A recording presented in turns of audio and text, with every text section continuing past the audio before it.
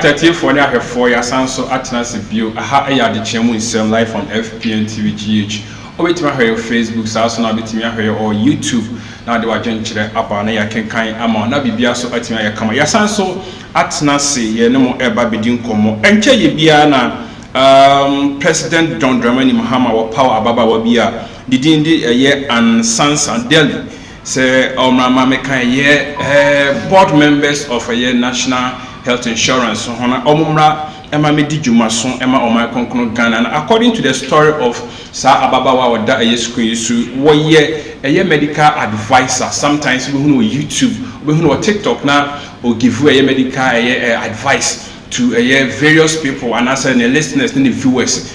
Na ye nim say Ababawa we wo de ne ho afore for politics we na utie afiasos ne Ghana wo mo pensa Ababawa we a na che say ebra 2016 mu ho no ye te papa no say JM ne Tracy Boache sensem bi no na Ababawa we na odi asem no mu atintiman pa sa so na utie ne story a ye say wo ye Ababawa bi asabe ba sibra e na obo na wo ye obi a wako jail pen wako jail twice our America ena odi aba be pie wo Ghana che say ne dwuma wodi bia fraud de onima ne say wodi ni fonyini anani ni padua edi anyamana say wodi fraud amanfo we ne nam so ma America want America oba be pie wo Ghana na de Ababawa we wutie ni story a wo ye ne say wodi ne ho bata politicians no na wanya evidences na wodi afidi media personnels ni bi anase won e pen no entetia kra kire se Kevin Taylor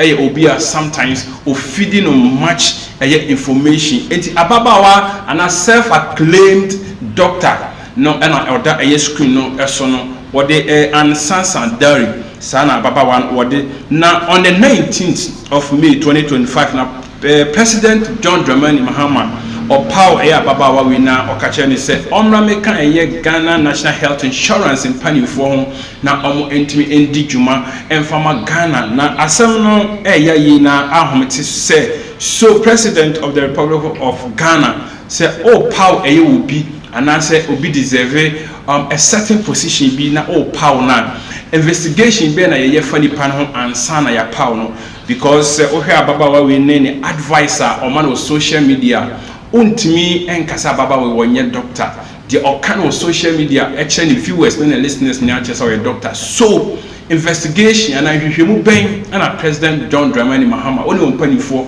moye ya mutimi appointed sa Ababawa we edin be kan ye board a omoba behwe na Ghana Health Insurance atimi atumpon o makonkon Ghana we na afoforo bi din sem bi fifiri ba bi ba se yetieti mu ana che se Ababawa e bia na wode ne ho twitwi John Dramani Mahama de ewo media no so no ebi na America na Ababawa we on the 19th of May 2025 na John Dramani Mahama Power no na on 23rd May ya ena abrante bia wono so woye very active on social media na Ababawa no di na chi ache na otie ni kasemu a owo doubt sa Ababawa we onye doctor tro ekoma school a Ababawa yi ese owie university na onya ne certificate no efriye na responder university no edema abrante ne se sa Ababawa we ya omo kan ho asem na se ode ne ho information na obe request ne information every school no ho no omunim Ababawa we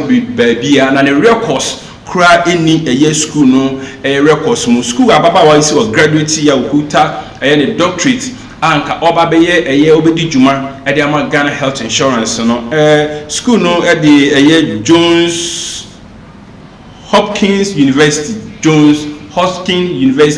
United States of America enti letter and a mail no every school department no and almost a thorough investigation more data no so and no certificate we empower provide say Ababawa ese or ye doctor no ye certificate provide no school mu ha no different from this certificate into Ababawa no the certificate no fake enti onye doctor na wa ma meje ne ntete eso amfa amfiri school suapon yimu wei ena abante no de ensemi ekoto NDC panifo anim na SPO social media na John Dramani Mahama President of the Republic of Ghana want na Ababawa yi ensem so was sign a revoking the position. You can say a revoking. Just say what you to me or the Emma as a board member Emma Ghana National Insurance and I say yeah insurance no. What you say any free a year ababa one and seminar NDC penny for no be the semi betuja produce a young video nemra.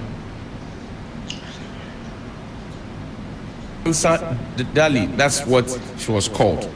We are now learning that she was not a doctor after all. Now, put up the pictures, please. The pictures. She's been replaced by Professor York, right? Professor York with an E. Very great medical doctor and all of that. Now, this was the list that was put out there.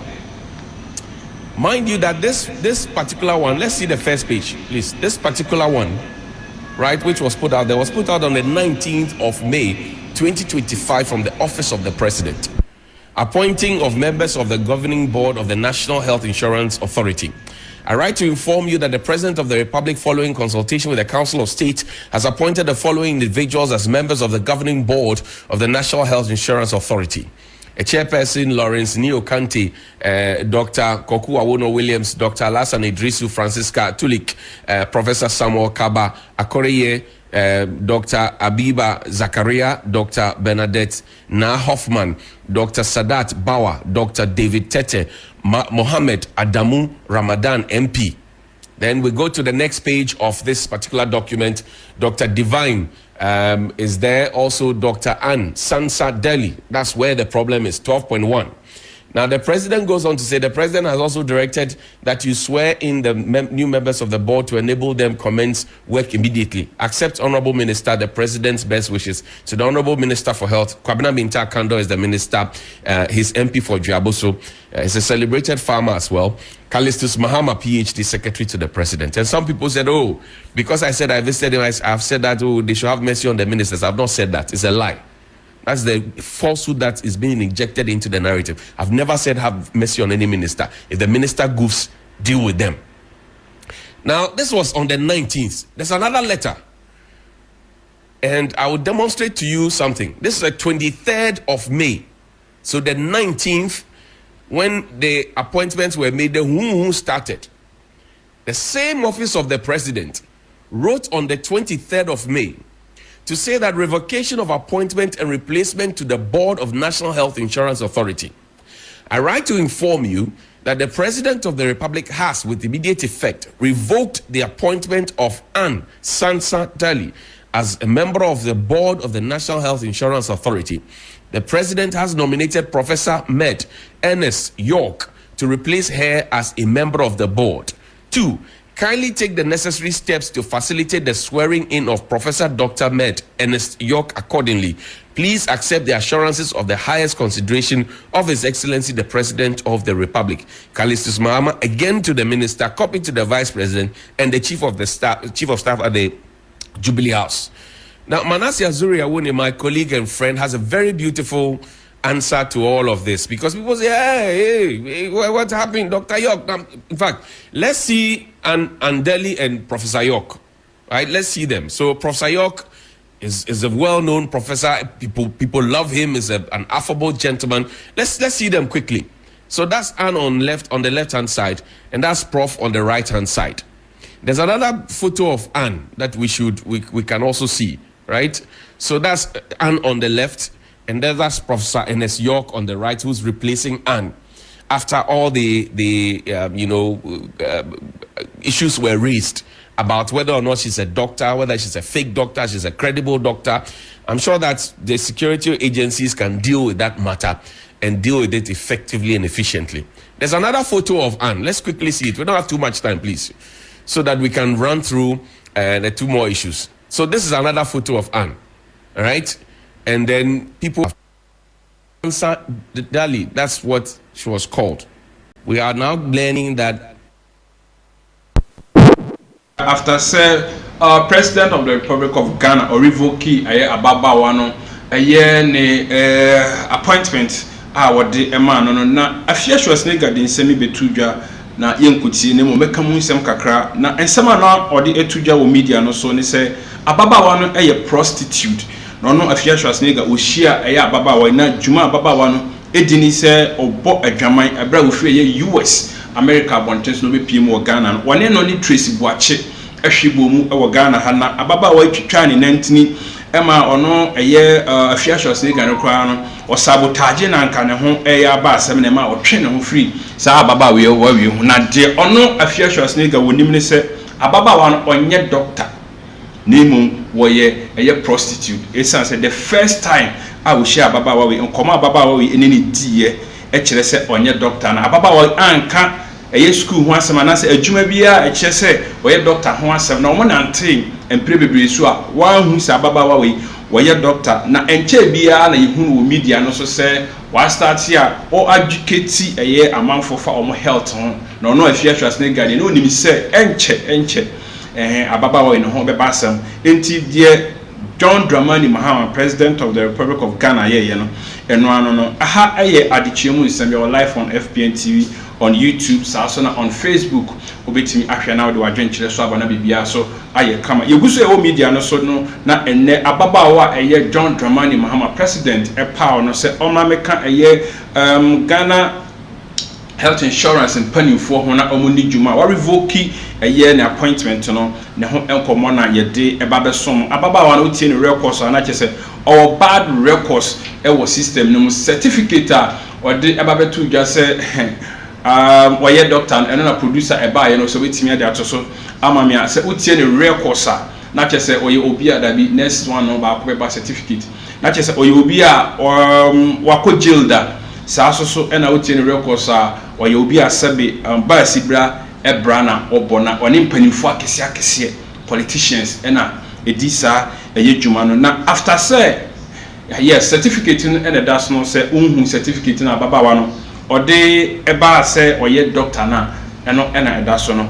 ababaawa no ni dwuma wodi no ene say ode ne ho etwitwi politicians na onye sika kakra efro mo ho na watimi so anya much information dey feeding media men ni bi eno nti na etoda bo say obi secret na media personnel bi na blogger bi no dey ababonten we nyina ye contractor na ababaawa we waje no my Ghana mu a na ogusu a wo ye we na mpanifo security for omoma mo sanka ababaawa we na omoni ne NDC de agia for real America for any ne ediye no na okwa ababaawa in social media handles TikTok, YouTube, Twitter, all the social media handles are and they were deleting account nyina account or do ho e de program amanfo hwe the followers e din echi ebusase na aden were delete and ode ne ho akan ro de ne ho asie na enam chama wuntumi sensem ne ntini no ye gidi se empanimfo abre wo maso ase e de ama babaawa na mepamu no omo ensa ebeka no high FPNTV GH se opese oni di dwumadi bia makasa number no abre bia